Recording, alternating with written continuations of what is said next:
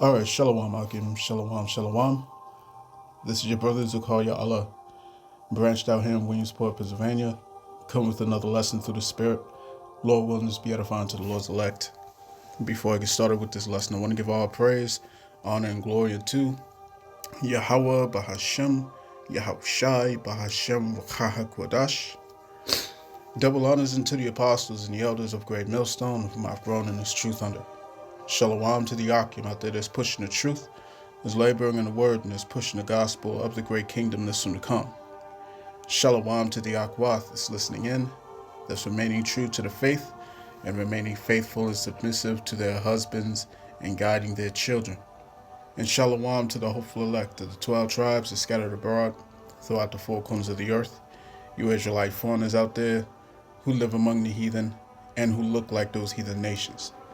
But your lineage goes back to the progenitors of the 12 tribes of the nation of Israel through the line of your fathers. All right, I want to say peace and blessings to you all. Barakatham. Okay, so this lesson is going to be touching on one of my favorite subjects. You know what I'm saying? Dealing with the speckled bird Israelites. You know what I'm saying? You Israelites that live across the pond, if you will. You know what I'm saying? Who live all around the world. You know what I'm saying? Been scattered into every corner of the globe. All right? And throughout the generations, throughout the centuries, okay, you ended up looking like those other nations. You see? And that's exactly what John the Revelator was expressing in Revelations, the 7th chapter, beginning with the 9th verse.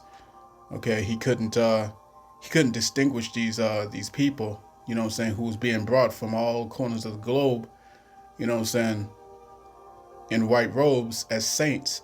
He couldn't understand it because they didn't look like your typical Israelite. You see?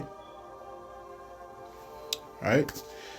So this lesson was sparked by a video that actually a couple videos that I saw.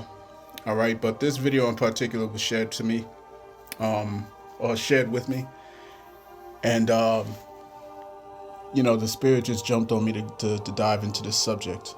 All right. So without further ado, because I got a couple videos that I want to share with y'all, and before I get started with that, all right, I want to make it clear this is fair use, all right, under the Fair Use Copyright Act. Okay. So let's jump into it. Slovakia. The amount of people who got so offended about my video about a Russian part black poet who basically formed Russian language is insane. First, I have a question for you. Why does it even offend you so much? You are not even Russian, you have nothing to do with Russia, you have nothing to do with Russian history, and you have nothing to do with Russian language. So if me, a Russian person who was born and raised in Russia, if it doesn't offend me, and I personally don't know a single Russian who finds it offensive or something, why do you care so much? And there are many people who say that he wasn't even black, that he is 100% white. First, a little information for you that he did get. Okay, so first of all, the reason why all these Edomites are offended by this notion that there was that there were prominent so-called black people, you know what I'm saying? All right, or I'm gonna say the word swarthy because that's what it actually means. It means dark skin, swarthy. All right, that's what you were before. That's what you were, considered before they called you black. You know what I'm saying? In 1681, but it offends these people because of the fact that the lie has been so prevalent. You see what I'm saying? For so long. All right, and I have I have a book that I have to share with y'all. Okay, that goes into this topic. All right, and it clarifies quite a lot of things. So, the information she captioned here, she says it is true that Alexander Pushkin faced some degree of social difficulties, including being teased or bullied primarily due to his so-called African ancestry. Okay, and we're not African. All right, these people who had ruled over Eurasia. All right, they are Israelites. They are not Hamites. You see what I'm saying? We migrated to the land of Ham. All right, we migrated into Egypt, down past the rivers of Ethiopia. Okay, we settled in West Africa. You see what I'm saying? Many of those are the southern tribes, I should say. All right, of the Southern Kingdom. So let's continue. Bullied by some people because of his looks and that he looked different. He had very curly hair, and the thing that even though he got bullied, he still loved his roots and he was proud of his roots. So if he himself... All right, but Pushkin, who inherited thick lips and curly hair from Abram and Abram's contemporaries, okay, through his fathers, had no doubt, and it's interesting how his father had an Hebrew name, all right, Abraham.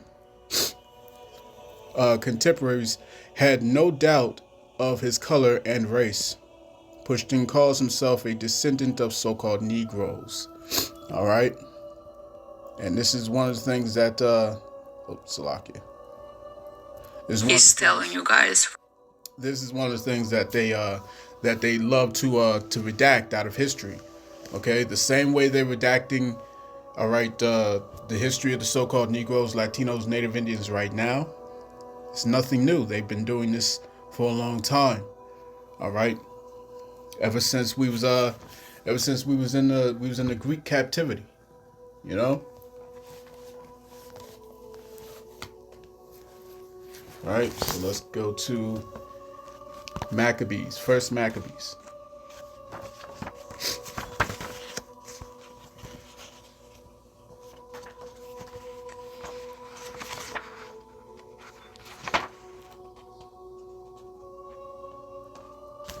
All right, this is First Maccabees chapter 3 and verse 48. It says, "And laid open the book of the law, wherein the heathen had sought to paint the likeness of their images." All right, so they've always been trying to whitewash and erase the history of the so-called Negroes, Latinos, Native Indians. You know what I'm saying?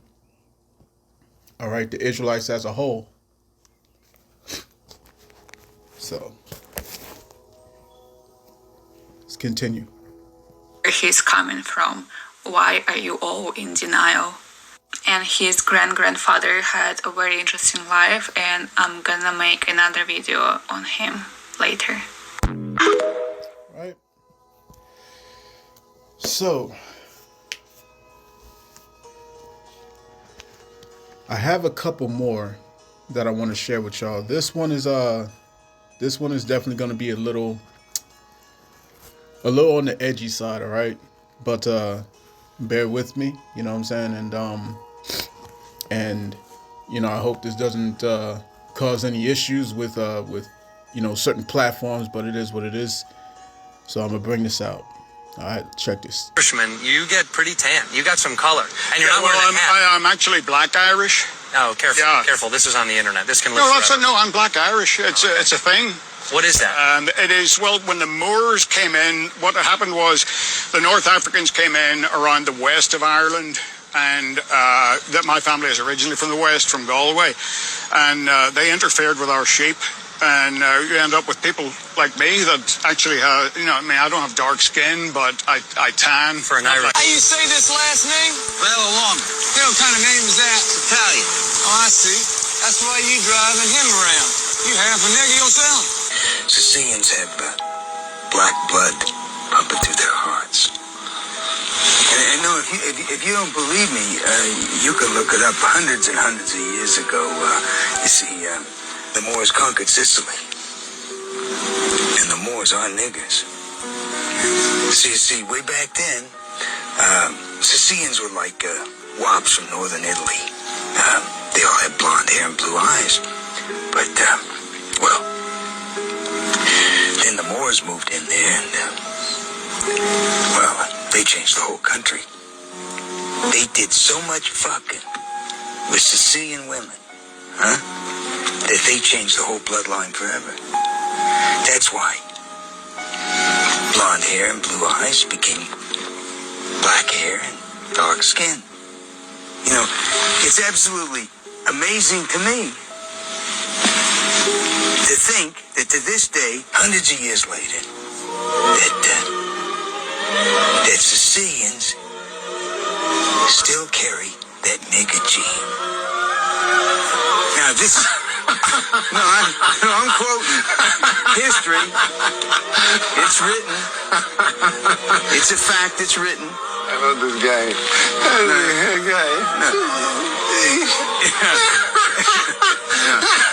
Your ancestors are niggas. All right. All right. So this video here is coming from, all right, the YouTube channel Arrows of Indignation 144. All right. Subscribe and be edified, man. Okay, so we're gonna get into this video here, and I'm gonna show you this this book that I've got. All right, that'll clarify things. So listen in.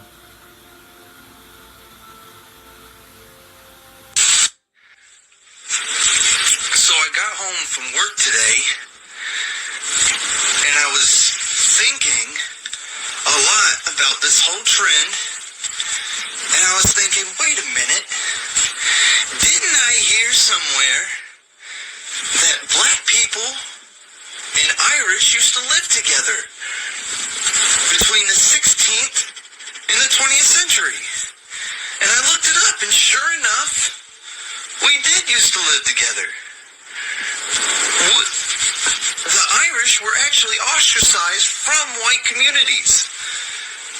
And we often lived amongst black people.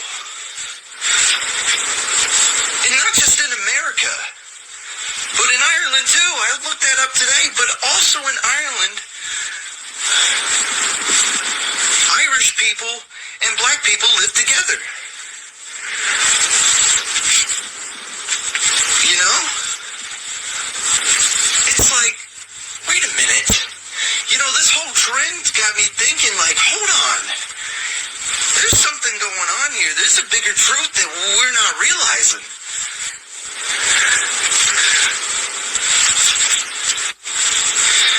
You know, a lot of you guys are coming on my comments and stuff, calling me cousin and stuff like that, and I'm realizing we are cousins. And we were cousins. And we all forgot. We forgot we used to live together. We forgot we used to be brothers and sisters. And we've always had each other's backs. And I'm also realizing that, man, there's a lot of black people who are friends with redheads. Holy crap. I saw a guy's post today saying something about, you know, redheads are gonna probably start getting ostracized a little bit more if we come together, and we're gonna start feeling the pressure from the powers that be. The guy had this really great saying. He said, you know, everybody wants to be black until it's time to be black. And, you know, us Irish, we're not afraid of pressure. We've been through it. And, you know, it is time for us to unite, finally. Become friends again. You know, it's crazy how someone says one thing on the internet and all this stuff is going off. And people are in the streets trying to talk to each other, and people are like, I don't understand. Black people are trying to come up and talk to redheads in public. And not everyone's on TikTok. I don't know. Something's going on. And he said that you know, it's interesting how one thing could be said on the internet, and then it just goes viral, and it sparks a whole debate that, and shall I say, it sparks a massive, what's the word, a massive wave of awareness. Well, that's the scriptures. All right, that's in the scriptures. All right, let's go to the book of Daniel.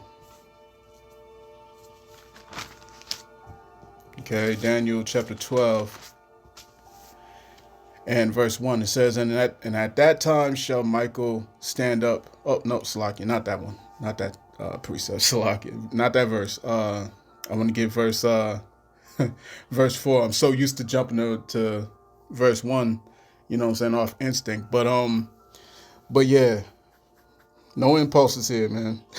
This is Daniel chapter 12, verse 4. It says, but thou, O Daniel, shut up the words and seal the book. All right, even to the time of the end. And that book is what? That book is the scriptures. Okay, that book is the scriptures. And it would be shut for the last days for the prophets to come back in the reincarnation. All right, to be able to break down what was written. All right, the prophets of old, they wrote down the things that was inspired to them, that was inspired by the Spirit to write on paper and parchment. All right, for the time of the end, for the prophets to come back in their lot to be able to break down those mysteries contained within those writings. You see what I'm saying? So, but thou, O Daniel, shut up the words and seal the book, even to the time of the end. Many shall run to and fro, and knowledge shall be increased. All right, many shall run to and fro, and knowledge shall be increased, and that has been done. All right, through the unicorn, through this internet, right? So here we are, and I'm going to showcase this one video here that I did bring out before, but the further relate a point. So bear with me. All right, redheads, don't fuck this up for us. No N-bombs, no overly protesting to be black. We're just going to take what we can get. We're going to ride it out until it's over. Hopefully in time for cookouts and summertime. Don't mess this up. I believe in us. We got it. I made a video the other day that kind of blew up about gingers being black. And the outpour of love from black people is amazing. I made a video the other day about some politic thing, just a little light work, and I got so much hate from white people. Like, it is absurd. It's completely opposite, and everyone tries to act like black people are so mean. They're the nicest people. It's literally the white people. So we hope you really do mess with gingers, because we are here to stay, and we love it. Also, on a side note, I just dropped my daughter off at school, so if you can't love me at drop-off, you don't deserve me at pick-up. And if you're a mom, you get that, for sure. All right. So with that, let me get a couple of scriptures, okay, and then I'll jump into the book that I want to showcase. All right, so let's go to the book of Daniel. Not Daniel, Salakia, Deuteronomy. Excuse me. I'm trying to run through this, man, because I got to get ready for camp. But this is Deuteronomy chapter 32.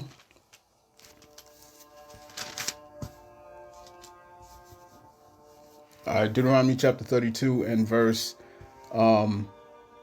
26. It reads, I said I would scatter them into corners.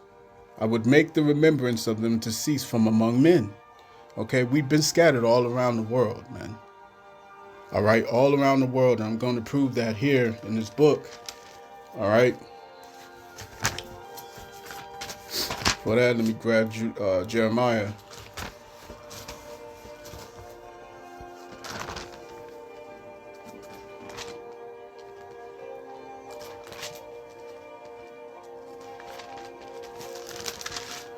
All right, this is Jeremiah chapter 12 and verse 9. It reads, "Mine heritage is unto me as a speckled bird.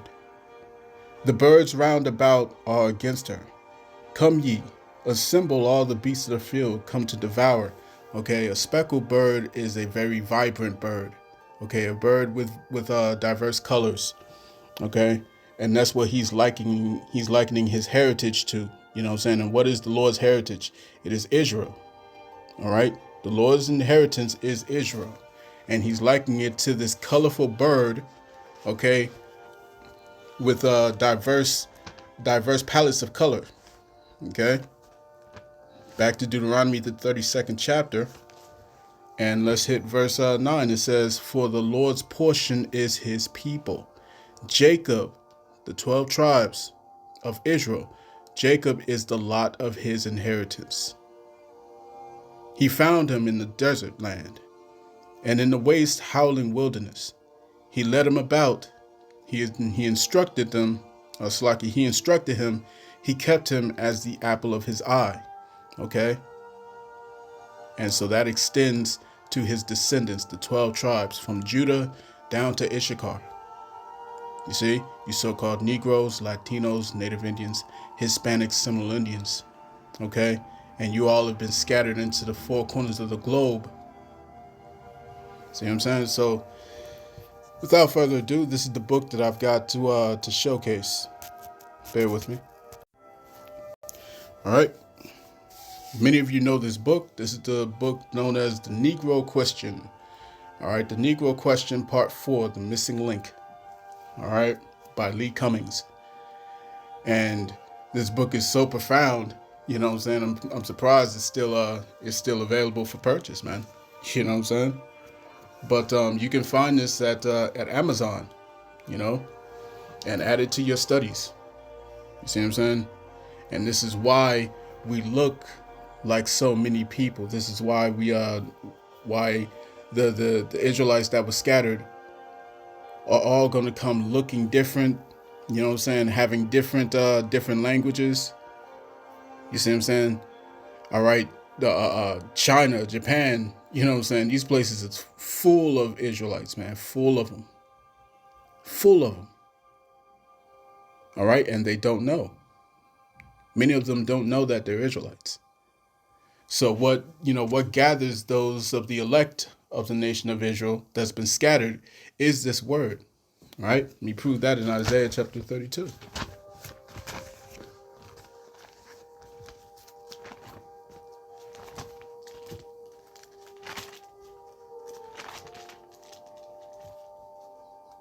Oh, Salaki, Isaiah chapter 34, excuse me. Isaiah 34 and 16. It says, "Seek ye out of the book of the Lord and read. No one of these shall fail. None shall want her mate. Right? For my mouth it hath gathered them." All right? For my mouth it hath commanded, and his spirit it hath gathered them. So, let's get this going.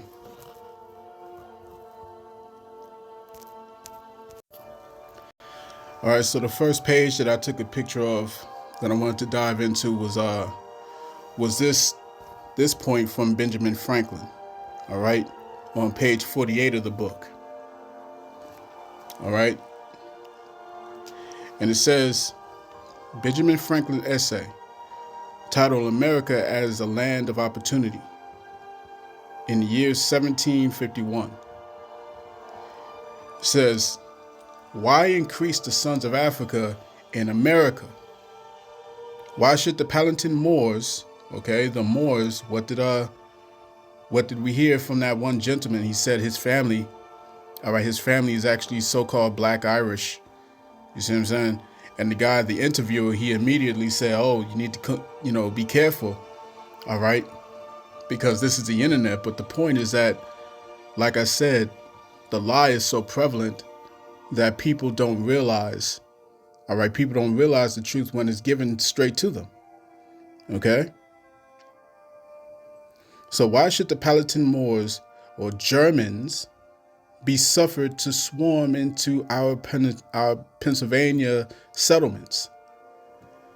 They will never adopt our customs. Any more can they adopt our complexion. All right, so-called white skin. And this is in 1751. Remember, they coined themselves as white in 1681. Okay? So by this time the term white and black has been, set in, all right, into their frame of thinking. So it says they will never adopt our customs. Any more can they adopt our complexion. All of Africa, Asia, and America, except for us, are so-called black, which I want to say swarthy. All right, check this out. Russia,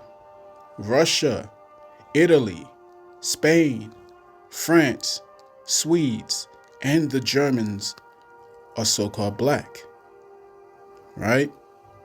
And what did the first video that I started off with was this woman explaining that that the young poet Mr. Pushkin was a so-called Negro. All right, and this is what people don't like to go into, because the only thing that they've ever learned about you so-called Negroes, all right, Latinos, Native Indians, was slavery, was captivity, was oppression. No words of prestige, no words of greatness, you know what I'm saying, in terms of royalty and nobility. You see? So, let me see.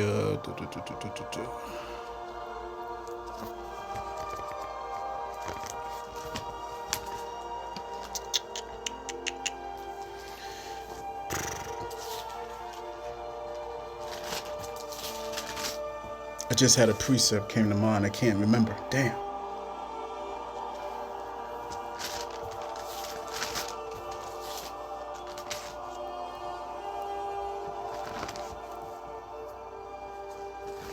Shoot. Alright, I can't remember what the precept was. Nevertheless, let's continue on. Alright.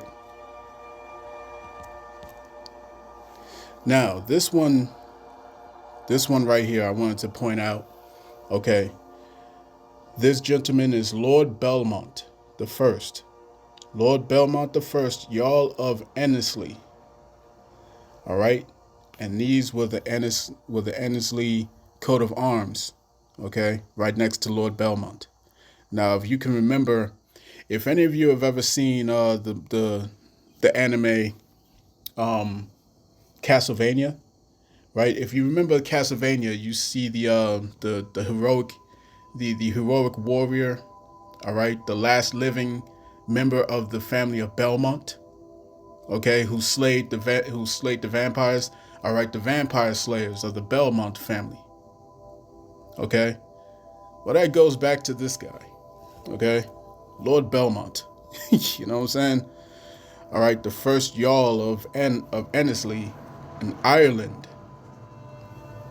Okay, and as you can see, if this dude was walking, you know what I'm saying, down the street, all right, you could say that's a so-called black man. Okay.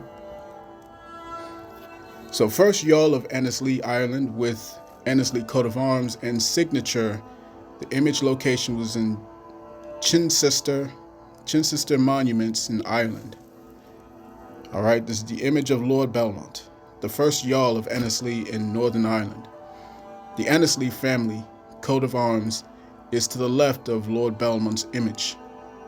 The coat of arms and the image of the Jarl speak for themselves. It is becoming apparent that the last names of the so-called black nobility in Europe have been assumed by the conquering English. You see what I'm saying? So what happened was, when after the rebellion of the Cromwell brothers, okay, when they took down the nobility of the throne, okay, in Wales, and you know what I'm saying, in Britain, all right, under what was it? Under actually under King James. You know what I'm saying? Under his family. You know what I'm saying? The Stuarts. When they took them down, all right, all of them began to assume these noble families, all right, and they took their coats, they changed them. You see what I'm saying? All right, but during that time, before that time, I should say, these devils was in the mountains after they've been driven out. You know what I'm saying? From the Roman fall. All right, from the fall of Rome, they were driven into the caves. You see what I'm saying? And Rome was assumed by the so-called Negro Europe, not Europe, emperors. Excuse me. All right, so let me see.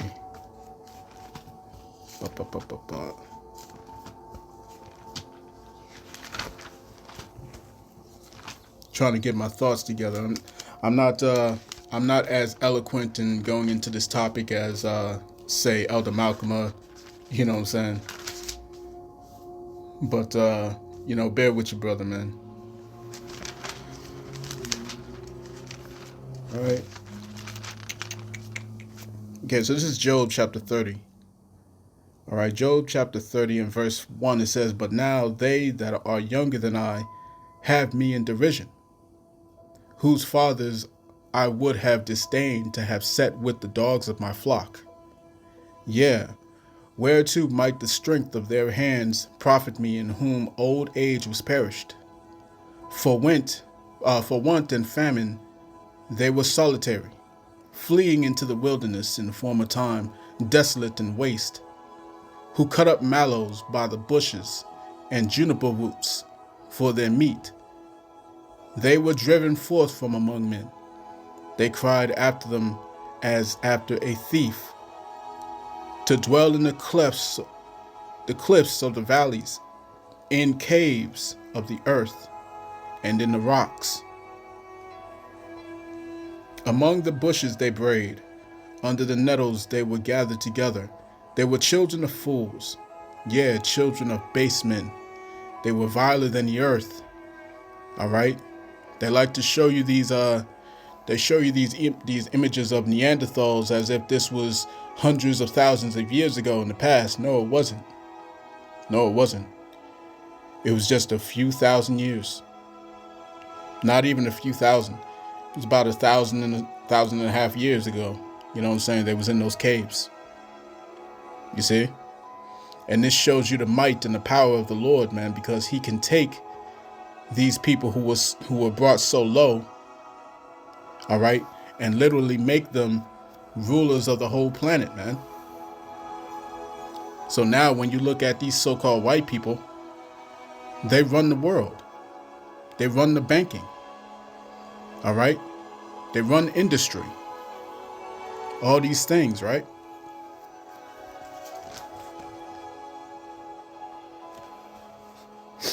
Job 14 and 4, "Who can bring a clean thing out of an unclean?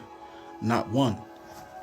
Okay, so this was Lord Belmont the first. All right.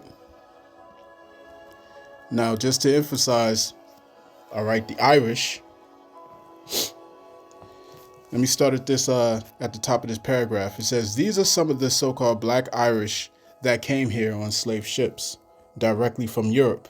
Okay, remember after the Cromwell brothers had taken down the noble families, they immediately began subjugating, okay, all the so-called Negroes that were that was in Europe at that time. Okay, so-called, we call it Eurasia, as it's supposed to be called.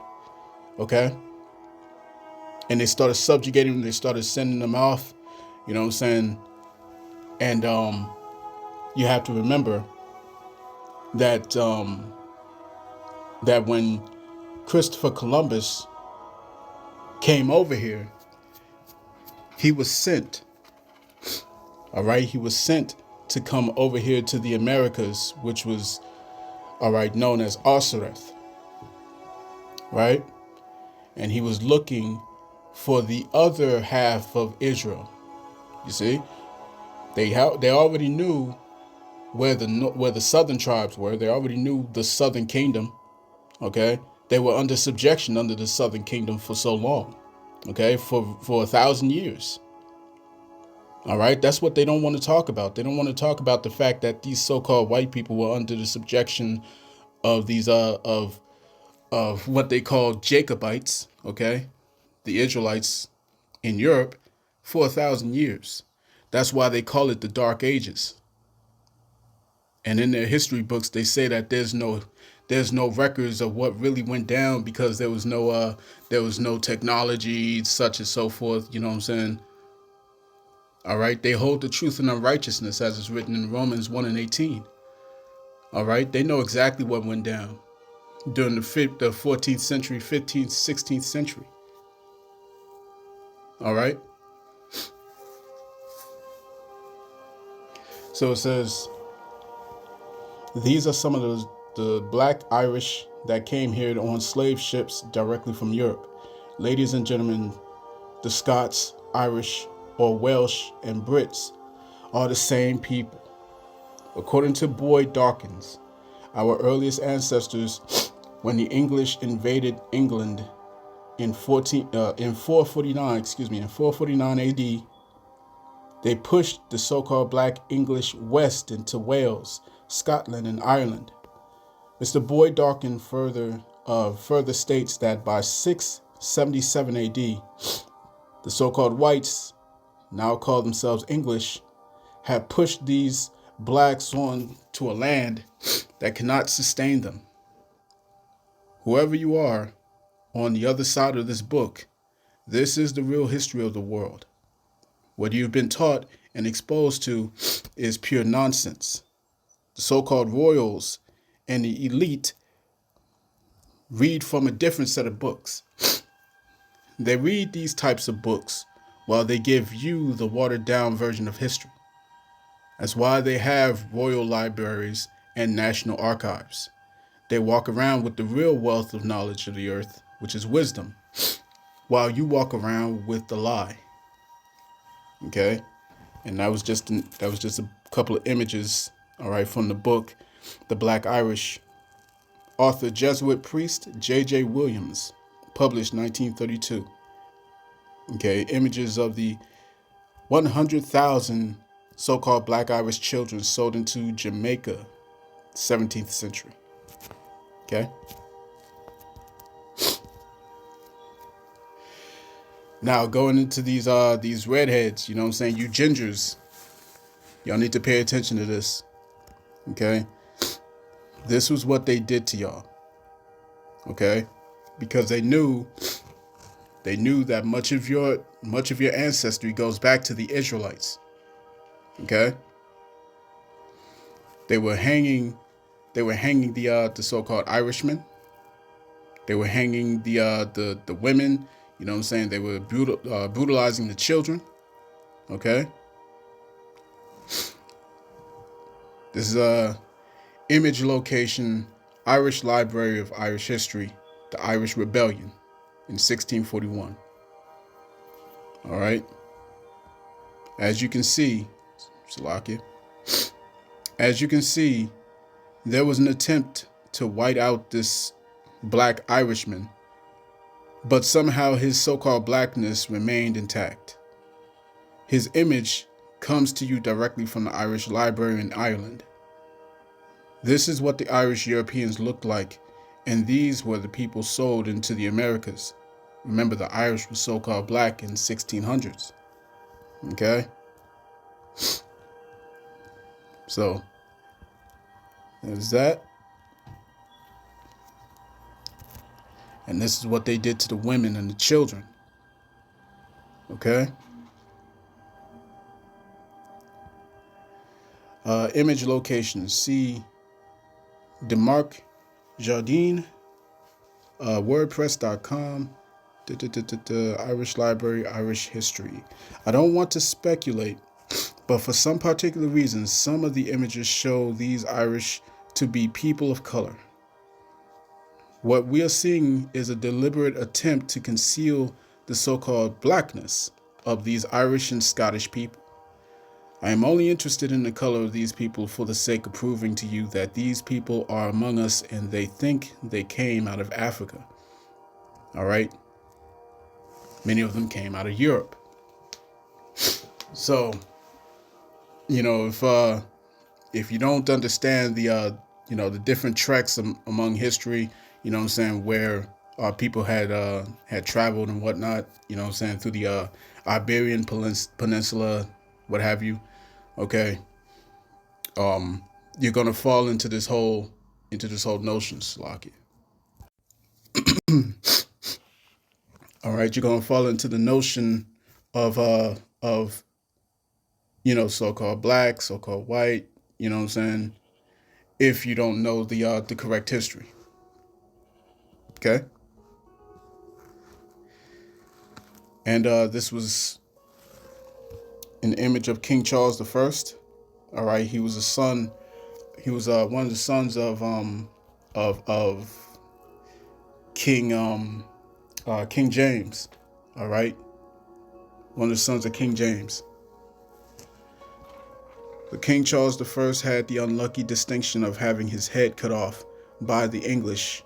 Okay, remember that was when the Cromwell brothers had revolted. Okay,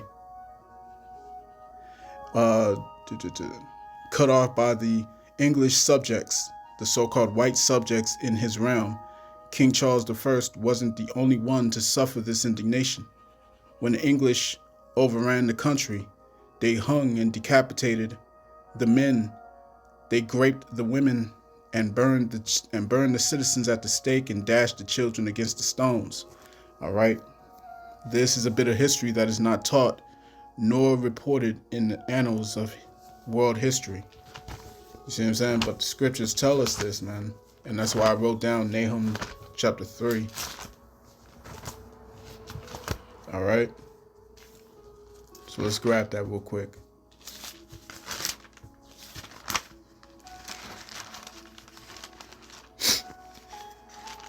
Okay, this is Nahum chapter 3, verse 10. It says, "Yet was she carried away, and she went into captivity.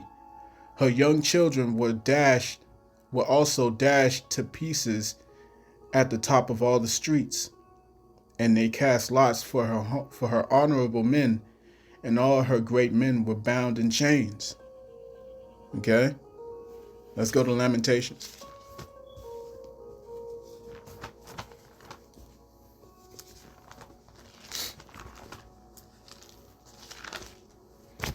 This is Lamentation chapter 4, verse 2. It says, "The precious sons of Zion, comparable to fine gold, how are they esteemed as earthen pitchers, the work of the hands of the potter." Okay? So that's what happened to the precious sons of Zion, man. You know what I'm saying? They took us into captivity, man. And as you can see, they abused the women. They annihilated the children. You see? And this is how this devil rolls, man. It's nothing new under the sun. And to further expound, this is page 76 of the book, going into swarthy Asia. Okay? All right, you can screenshot this. All right, these are images of Israelites in Japan, you know what I'm saying, when they actually had that darkish hue, when they were swarthy. You see? Today, they're not going to look that way. All right? They're not all going to look that way. So this was a Japanese admiral. Okay? This here was a Japanese prince. All right? Chichibu. In 1935, from 1935 to 1940.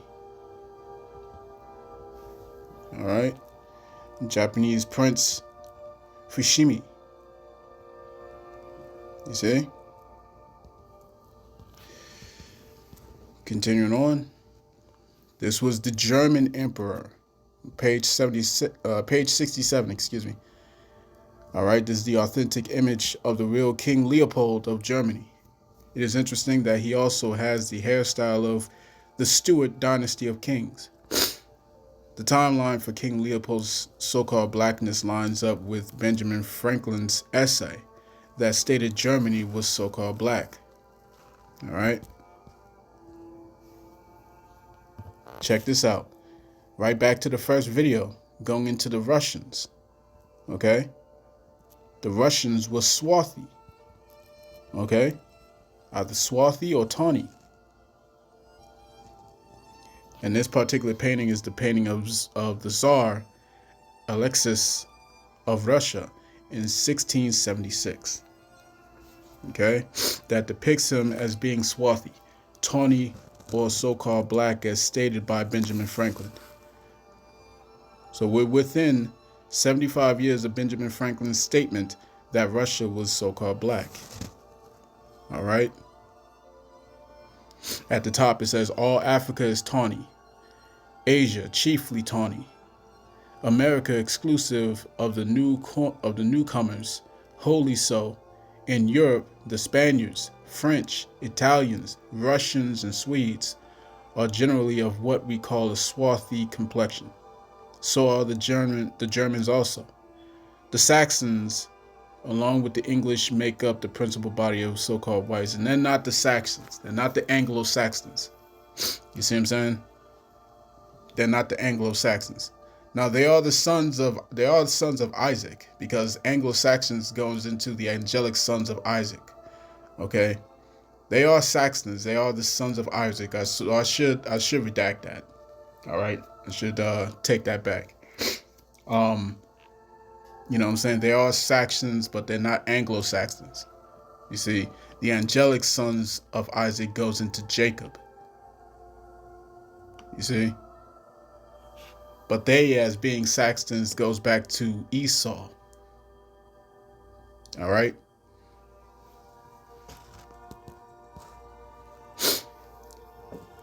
Here you have this image here. All right.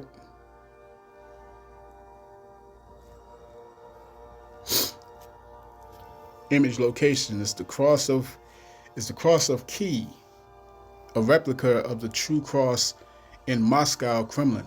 Okay, so when we say that Vladimir Putin is a jape, okay, all right, we say that based off of the evidence that, all right, he uses he goes into much of the history, okay, even though he's still not gonna make it as in one of the elect, most likely won't, you know what I'm saying? But we believe through the spirit that this dude Vladimir Putin, okay, is an Israelite. All right? And Elder Apostle Tahar took it even further. He said that he might be a prophet, you know what I'm saying? So here you have Constantine the Great, you got the Russian Tsar Alexei Mikhail, and the Russian Empress Helena. All right. So we're getting close to the end, man. All right. This was in page 71. You have Ernest Johann von Byron, 1690 to 1772, Duke of Cortland. All right, and Simigelians. So it says the empire, the regent of the Russian Empire for 3 weeks in 1740. Let's see. This image location is from the Russian archives, Wikipedia Encyclopedia. Okay.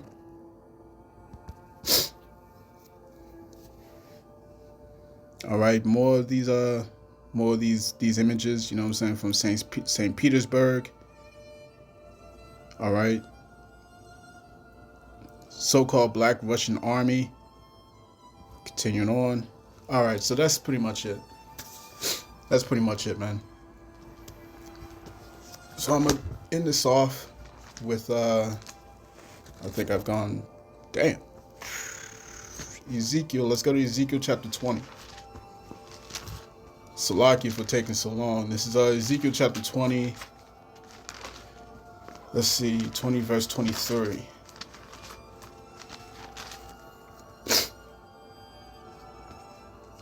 All right, it reads, I lifted up mine hand unto them also in the wilderness, that I would scatter them among the heathen and disperse them through the countries.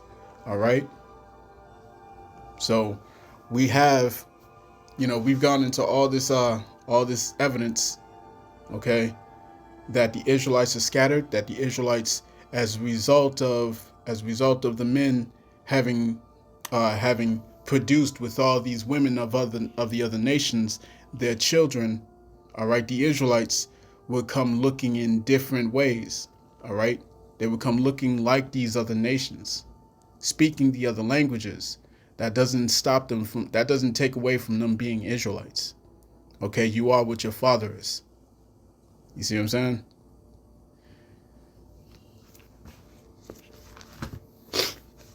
Let's end this off in Ecclesiastes.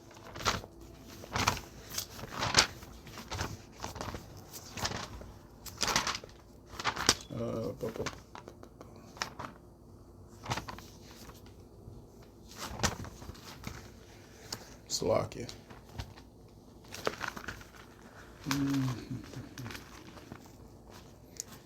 Ecclesiastes chapter 10 and verse 7. It reads, I have seen servants upon horses, and princes walking as servants upon the earth. All right? And we've seen all this evidence of nobility. We've seen all these things, regarding the Israelites in high regard. You know what I'm saying? And this is a history that has been removed from history. All right, removed from the books, removed from records, you know what I'm saying?